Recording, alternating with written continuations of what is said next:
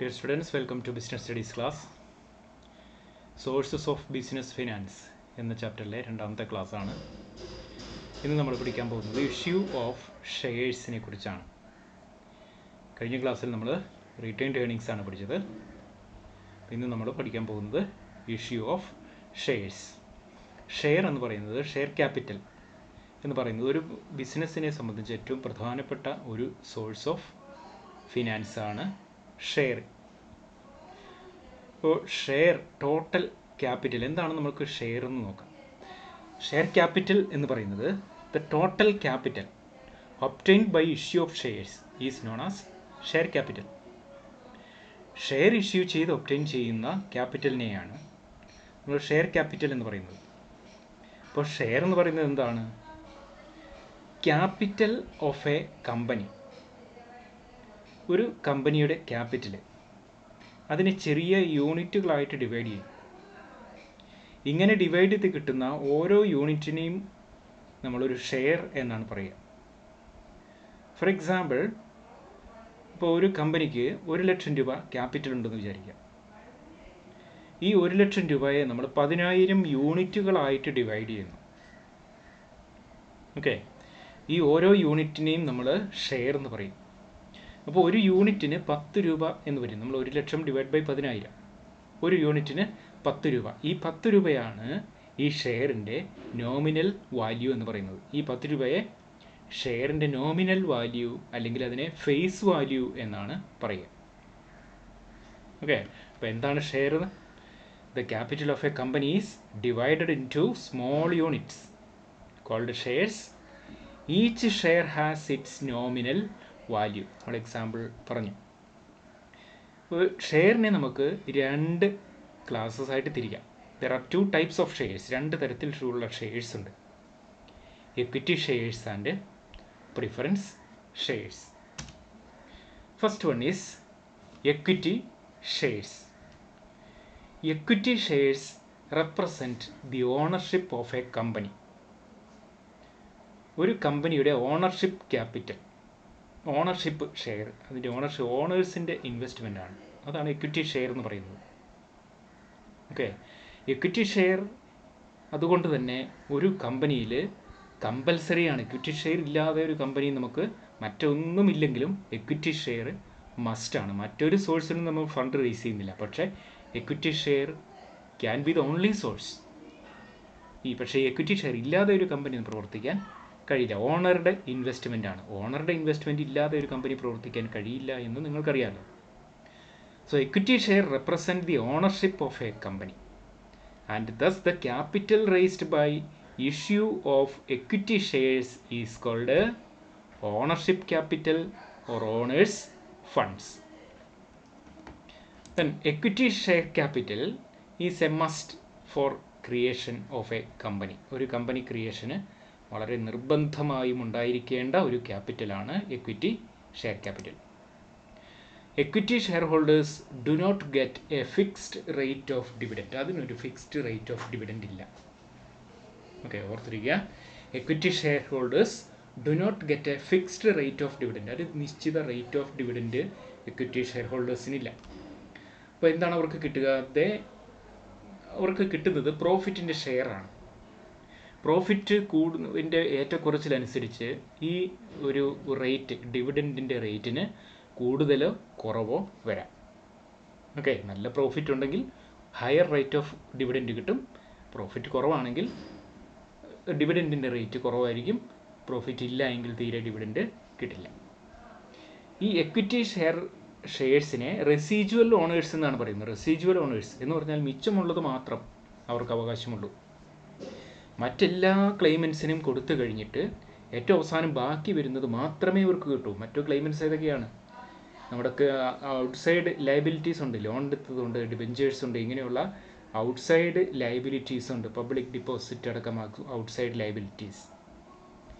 ഇങ്ങനെ കൊടുക്കാനുള്ള outside liabilities എല്ലാം പേ ചെയ്ത് കഴിഞ്ഞ് ബാക്കിയുള്ള എമൗണ്ട്, റെസിജ്വൽ എമൗണ്ട് മാത്രമാണ് ഈ എക്വിറ്റി ഷെയർ ഹോൾഡേഴ്സിന് കിട്ടുന്നത്. അതുകൊണ്ടാണ് ഇവരെ റെസിജ്വൽ ഓണേഴ്സ് എന്ന് വിളിക്കുന്നത്.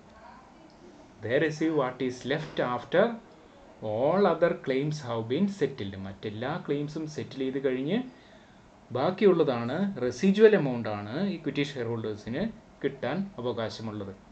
So they are referred to as residual owners.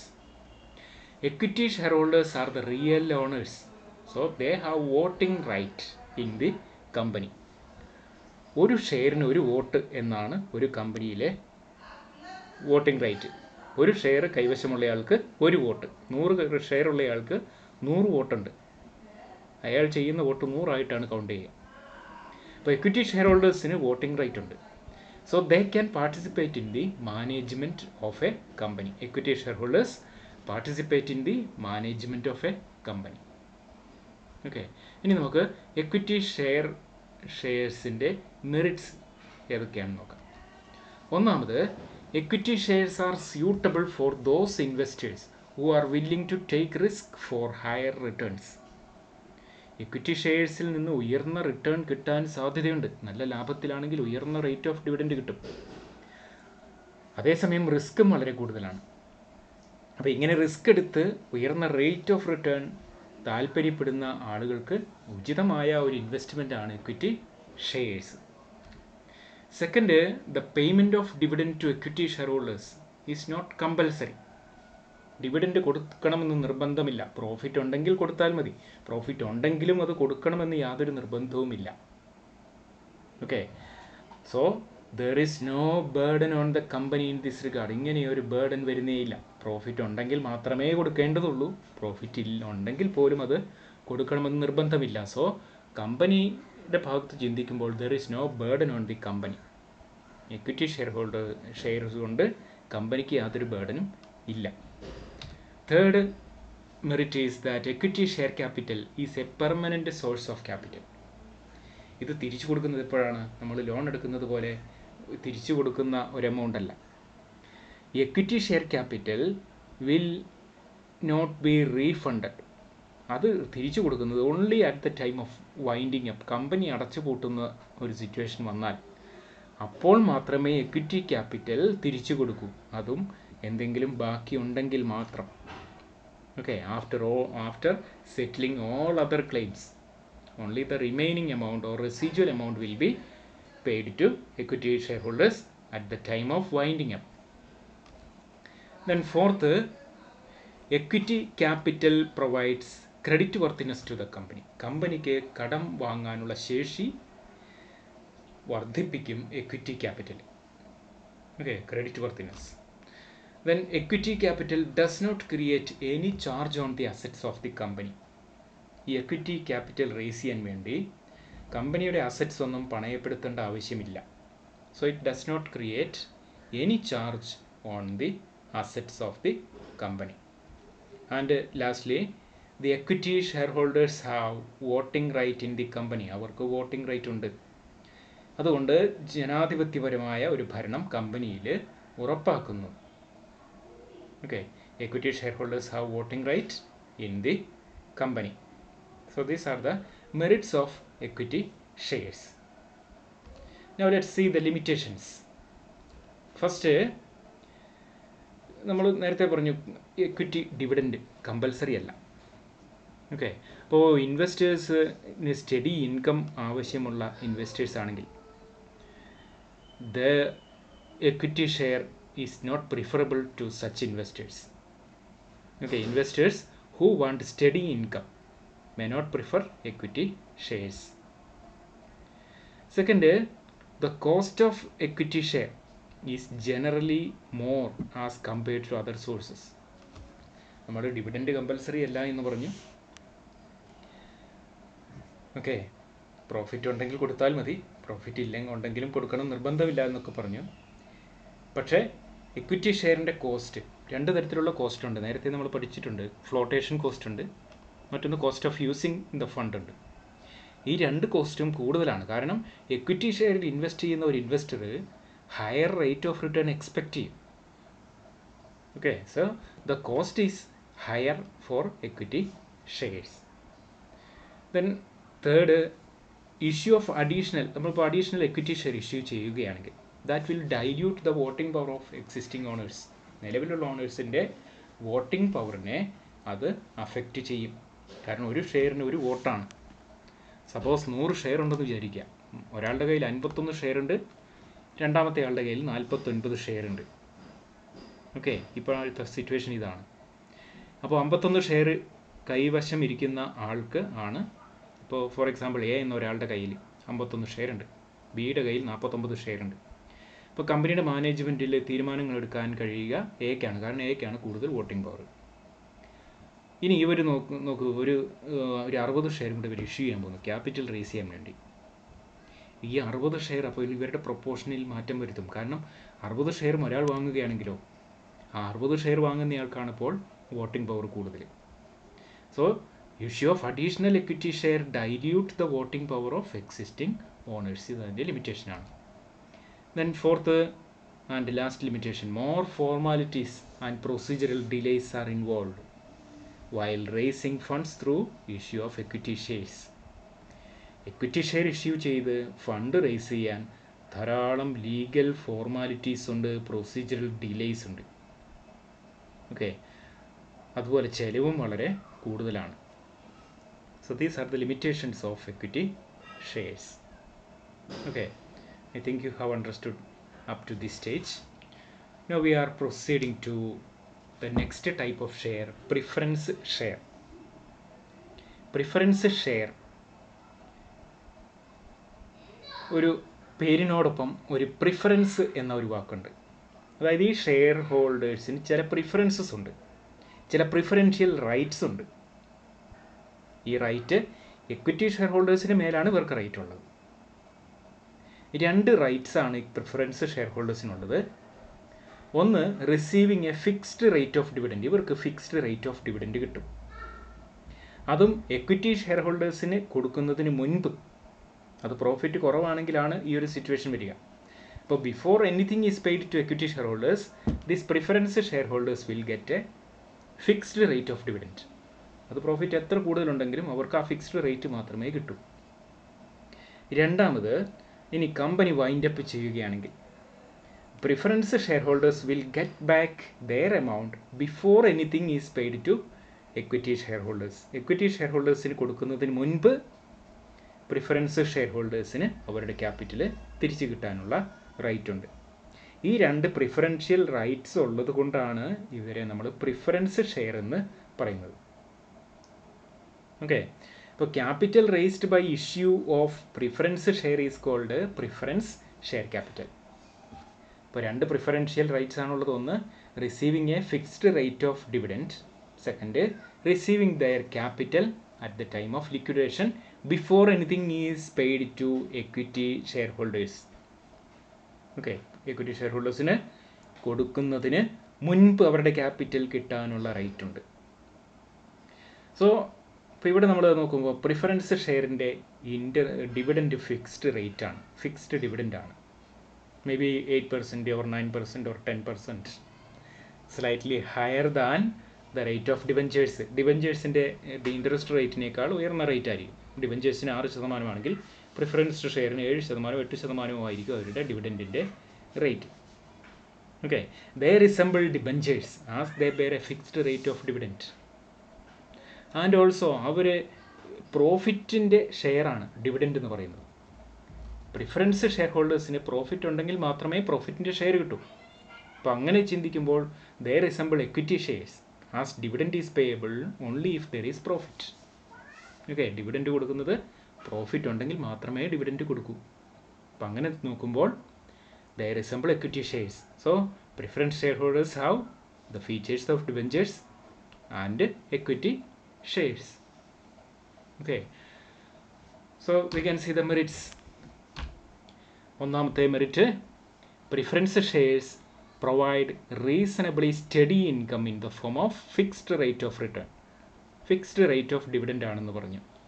Dividend കൂടുകയുമില്ല കുറയുകയുമില്ല. Profit ഉണ്ടെങ്കിൽ these preference share holders will get a fixed rate of dividend. Second advantage is that preference shares R useful for those investors who want fixed rate of return with a comparatively low risk. അതായത് fixed rate of return ആവശ്യമുള്ള, എന്നാൽ അത്ര അധികം risk, equity ഷെയറിൻ്റെ അത്രയും risk എടുക്കാൻ തയ്യാറില്ലാത്തവർക്ക് വേണ്ടി അവർക്ക് സ്യൂട്ടബിളായ ഒരു ഷെയറാണ് preference share. Then third merit is that it does not affect the control of equity share holders. ഈ പ്രിഫറൻസ് ഷെയർ ഹോൾഡേഴ്സിന് വോട്ടിംഗ് റൈറ്റ് ഇല്ല. അപ്പോൾ അതുകൊണ്ട് പ്രിഫറൻസ് ഷെയർ എത്ര ഇഷ്യൂ ചെയ്താലും എക്വിറ്റി ഷെയർ ഹോൾഡേഴ്സിൻ്റെ വോട്ടിംഗ് റൈറ്റിനെ അഫക്റ്റ് ചെയ്യില്ല. Okay. Then next advantage is that payment of fixed rate of dividend to preference shareholders enable a firm to pay higher rate of dividend to equity shareholders. ഈ fixed rate of dividend ആണ് preference share ഹോൾഡേഴ്സിന് കൊടുക്കുന്നത്. For example, ഒരു company 20% return earn ചെയ്യുന്നു അവരുടെ capital ഇൻവെസ്റ്റ്മെൻറ്റിന്. അതിൽ 20% return കിട്ടി, നമ്മൾ 10% preference share ആണ് ഇഷ്യൂ ചെയ്തിട്ടുള്ളതെങ്കിൽ ആ 20%-ൽ 10% പ്രിഫറൻസ് ഷെയറിന് കൊടുത്താൽ മതി. ദ ബാലൻസ് 10% എക്വിറ്റി ഷെയർ ഹോൾഡേഴ്സിന് ഉള്ളതാണ്. അപ്പോൾ എക്വിറ്റി ഷെയർ ഹോൾഡേഴ്സിന് അവരുടെ റിട്ടേൺ കൂട്ടാൻ, റേറ്റ് ഓഫ് റിട്ടേൺ വർദ്ധിപ്പിക്കാൻ കഴിയും. Okay. So higher rate of dividend equity share ഹോൾഡേഴ്സിന് കൊടുക്കാൻ കഴിയും. Next, preference share holders have preferential right of repayment of capital over equity share holders in the event of winding up of a company. ഒരു company നഷ്ടം വന്നു, അത് അടച്ചു പൂട്ടേണ്ട ഒരവസ്ഥ വരികയാണെങ്കിൽ പ്രിഫറൻസ് ഷെയർ ഹോൾഡേഴ്സിന് അവരുടെ ക്യാപിറ്റൽ എക്വിറ്റി ഷെയർ ഹോൾഡേഴ്സിന് കൊടുക്കുന്നതിന് മുമ്പ് തിരിച്ചു കിട്ടാനുള്ള റൈറ്റ് ഉണ്ട്. Okay. Next, last merit is that preference capital does not create any charge on the assets of the company. Preference share issue ചെയ്യാൻ വേണ്ടി അസറ്റ് പണയപ്പെടുത്തേണ്ട ആവശ്യമില്ല. ഓക്കെ. കമ്പനിക്ക് റിസ്ക് കുറയ്ക്കാൻ വേണ്ടിയാണ് ഈ പ്രിഫറൻസ് ഷെയർ ഇഷ്യൂ ചെയ്യുന്നത്. ഓക്കെ. റിസ്ക് കുറവാണ്, കാരണം പ്രോഫിറ്റ് ഉണ്ടെങ്കിൽ അവർക്ക് ഡിവിഡൻഡ് കൊടുത്താൽ മതി. പ്രോഫിറ്റ് ഇല്ല എങ്കിൽ ഡിവിഡൻഡ് പേ ചെയ്യേണ്ട ആവശ്യം ഇല്ല. Okay. So next we can see the limitations of preference shares. First one is that preference shares are not suitable for those who are willing to take risk and interested in higher return. ഇവിടെ return fixed ആണ്, 8% പറയുന്നതെങ്കിൽ 8% കിട്ടുള്ളൂ, കൂടുതൽ കിട്ടില്ല. ഉയർന്ന rate of return വേണം, risk എടുക്കാൻ തയ്യാറാണെങ്കിൽ അത്തരം ഇൻവെസ്റ്റേഴ്സിന് പ്രിഫറൻസ് ഷെയർ സ്യൂട്ടബിൾ അല്ല. Second, preference capital dilutes the claims of equity share holders over the assets of the company. ഇപ്പോൾ പ്രിഫറൻസ് ഷെയർ നമ്മൾ ഇഷ്യൂ ചെയ്യുന്നതനുസരിച്ച് പ്രിഫറൻസ് ഷെയർ ഹോൾഡേഴ്സിനും അസറ്റിൽ ക്ലെയിം ഉണ്ട്. അപ്പോൾ എക്വിറ്റി ഷെയർ ഹോൾഡേഴ്സിൻ്റെ ക്ലെയിംസ് കുറയും. Then third, the rate of dividend on preference share is higher than rate of interest on debentures. ഡിബഞ്ചേഴ്സിൻ്റെ ഇൻട്രസ്റ്റിനേക്കാൾ, നേരത്തെ ഞാൻ പറഞ്ഞു, ഡിബഞ്ചേഴ്സിൻ്റെ ഇൻട്രസ്റ്റിനേക്കാൾ ഉയർന്ന rate of dividend കൊടുക്കണം പ്രിഫറൻസ് ഷെയറിന്. അപ്പോൾ കമ്പനിക്ക് ചിലവ് കൂടുതലാണ് പ്രിഫറൻസ് ഷെയർ ഇഷ്യൂ ചെയ്യുമ്പോൾ. അതേസമയം ഡിബഞ്ചർ ഇഷ്യൂ ചെയ്താൽ അത്രയും നമുക്ക് ഒരു 2-3% അല്ലെങ്കിൽ ചിലപ്പോൾ 5% വരെയൊക്കെ റേറ്റ് ഓഫ് ഡിവിഡൻഡ് കുറയും. ഓക്കെ. ഇങ്ങനെയൊരു ചിലവ് കമ്പനിക്ക് കൂടുതലാണ് പ്രിഫറൻസ് ഷെയർ ഇഷ്യൂ ചെയ്യുന്നത് കൊണ്ട്. Next, there is no assured return. അവിടെ റിട്ടേൺ ഉറപ്പൊന്നുമില്ല. ഡിവിഡൻഡ് പേ ചെയ്യുന്നതിപ്പോഴാണ്, പ്രോഫിറ്റ് ഉണ്ടെങ്കിലേ പേ ചെയ്യുള്ളൂ. If there is no profit, no dividend is payable to preference share holders. And lastly, tax benefit ഉണ്ട്. നമ്മൾ interest ആണെങ്കിൽ, ഡിബഞ്ചറിൻ്റെ ഇൻട്രസ്റ്റ് ആണെങ്കിൽ ഇൻകം ടാക്സ് കാൽക്കുലേറ്റ് ചെയ്യുമ്പോൾ പ്രോഫിറ്റിൽ നിന്ന് ഈ ഡിബഞ്ചറിൻ്റെ ഇൻട്രസ്റ്റ് കുറയ്ക്കാം. ഒരു 10,000 രൂപ ഇൻട്രസ്റ്റ് നമ്മൾ കൊടുത്തിട്ടുണ്ടെങ്കിൽ 10,000 rupees can be deducted from the profits. അപ്പോൾ 10,000 രൂപയുടെ ഇൻകം ടാക്സ് കുറഞ്ഞു. ഒരു 30% ടാക്സ് വരുന്ന ആൾക്കാണെങ്കിൽ 3,000 രൂപ ഇൻകം ടാക്സ് അവിടെ കുറഞ്ഞു. ഓക്കെ. നമ്മൾ 10,000 എന്ന് പറയുന്നത് ചെറിയൊരു എമൗണ്ടാണ്, കമ്പനികൾക്ക് വരുമ്പോൾ ഇത് കോടികളൊക്കെയാണ്. അപ്പോൾ വലിയൊരു ഇൻകം ടാക്സ് ലാഭം അവിടെ വരുന്നുണ്ട്. പക്ഷേ ഈ ഒരു ഇൻകം ടാക്സിൻ്റെ ബെനിഫിറ്റ് പ്രിഫറൻസ് ഷെയറിന് കിട്ടില്ല. Okay. Preference dividend income tax കാണാൻ വേണ്ടി നമുക്ക് ലെസ് ചെയ്യാൻ പറ്റില്ല.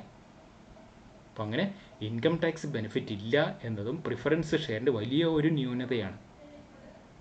Okay. So these are the limitations of preference shares. Okay, thank you students. Go through these notes and study.